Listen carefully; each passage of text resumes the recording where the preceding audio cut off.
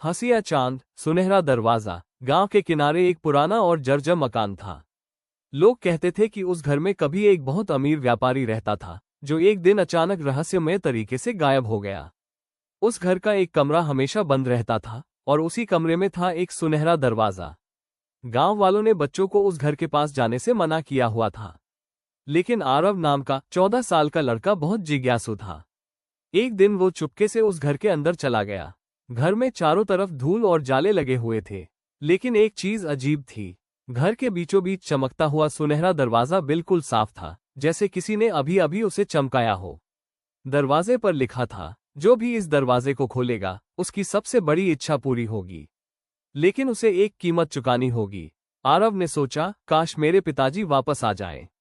वे शहर काम के लिए गए थे और बहुत समय से लौटकर नहीं आए। डरते डरते उसने दरवाजा खोल दिया। अंदर घना अंधेरा था। फिर अचानक तेज रोशनी फैली। उसने देखा, उसके पिताजी उसके सामने खड़े हैं।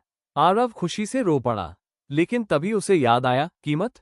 अचानक एक गूंजती हुई आवाज आए, तुम्हारी सबसे प्यारी चीज तुमसे छीन ली जाएगी। आरव डर गया।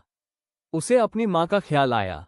उसने तुरंत चिल्लाकर कहा, नहीं, मुझे कोई इच्छा नहीं चाहिए, मुझे बस मेरा परिवार चाहिए। उसने अपनी आंखें कसकर बंद कर ली और कहा, मैं अपनी इच्छा वापस लेता हूं। जब उसने आंखें खोली, वो फिर उसी पुराने घर में था। सुनहरा दरवाजा गायब हो चुका था। वो भागते हुए घर पहुंचा और देखा कि उसके पिताजी सचमुच घर लौट आए हैं।